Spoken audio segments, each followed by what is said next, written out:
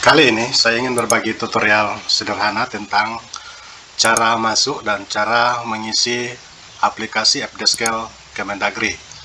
Nah, jadi langsung saja teman-teman, karena aplikasi ini adalah aplikasi yang berbasis online, jadi kita membutuhkan internet, dan kemudian kita masuk ke dalam browser pencarian, boleh menggunakan Firefox, boleh juga menggunakan Google Chrome.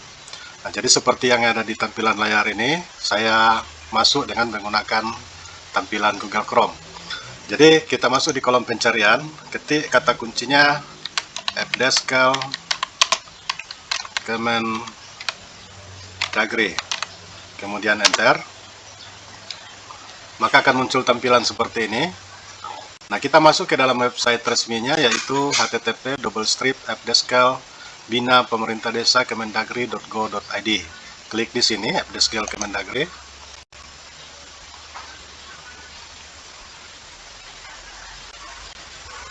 Maka tampilan AppDeskL akan tampak seperti pada layar kita. Nah, jadi hal yang pertama yang kita lakukan adalah mengisi nama login, kemudian kata sandi. Nah, tentu saja untuk paspor dan username atau login dan kata sandi ini berbeda untuk setiap desa. Nah, untuk mendapatkan kode sandinya ini, silakan teman-teman menghubungi PMD di kecamatan ataupun di kabupaten, atau juga pendamping dana desa di desa masing-masing. Nah, jadi saya akan login sesuai dengan kode dan sandi yang ada di desa yang sudah saya pakai. Ya. Kemudian klik masuk.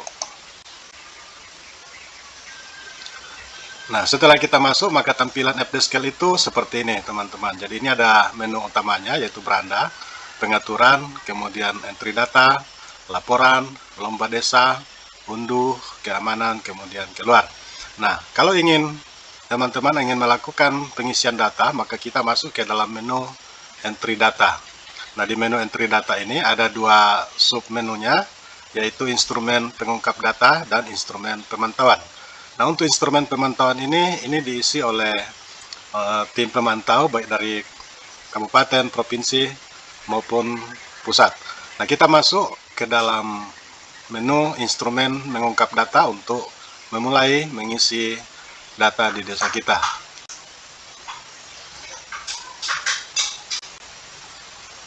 Nah, jadi karena saya sudah mengisi data di tahun 2022 ini, maka tampilannya seperti ini. Nah, tentu saja ketika teman-teman pertama kali masuk, maka tampilannya akan berbeda. Tapi yang pasti ketika ada menu utama yang muncul di sini, klik pada kolom ini, tambah ya. Kemudian pilih tahunnya. Nah, di sini karena tahun 2022 sudah saya isi, maka otomatis sudah tidak ada lagi di pilihan. Saya akan masuk ke tahun 2023 untuk membuat tutorial sederhana ini. Kemudian oke. Nah, maka tampilan isiannya itu seperti ini.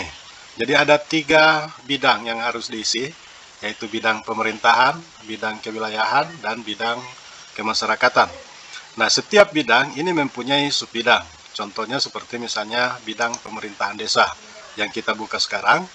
Nah, bidang pemerintahan desa ini terdiri dari 5 subbidang, yaitu yang pertama subbidang pemerintahan desa, kemudian yang kedua kinerja, yang ketiga inisiatif dan kreativitas dalam pemberdayaan masyarakat desa, kemudian yang keempat desa dan kelurahan berbasis teknologi informasi government atau electronic government, kemudian yang kelima pelestarian adat dan budaya. Nah, jadi setiap subbidang yang ada di sini harus diisi, teman-teman. Nah, kita contohkan ya.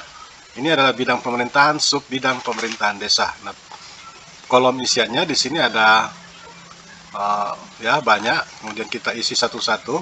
Misalnya di bagian pertama, pertanyaan pertama adalah pelaksanaan musyawarah desa. Nah, yang ditanyakan adalah apakah di desa saudara itu ada musyawarah desa atau tidak. Kalau ada, maka klik di kolom ini, yang titik putih ini.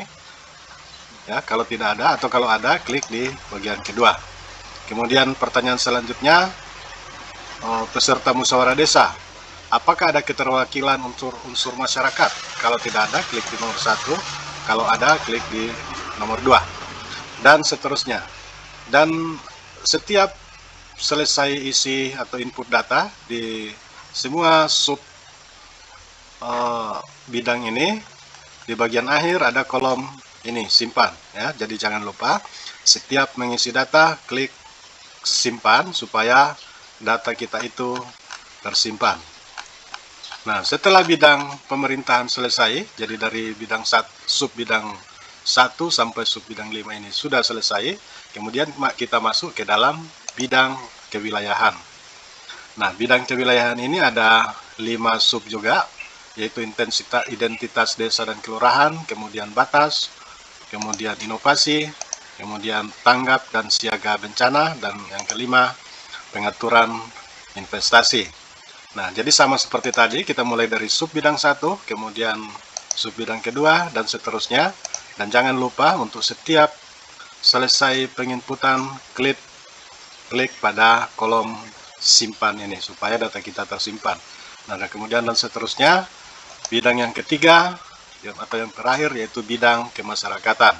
Nah, bidang kemasyarakatan ini adalah bidang dengan sub yang paling banyak, yaitu ada 9 sub bidang.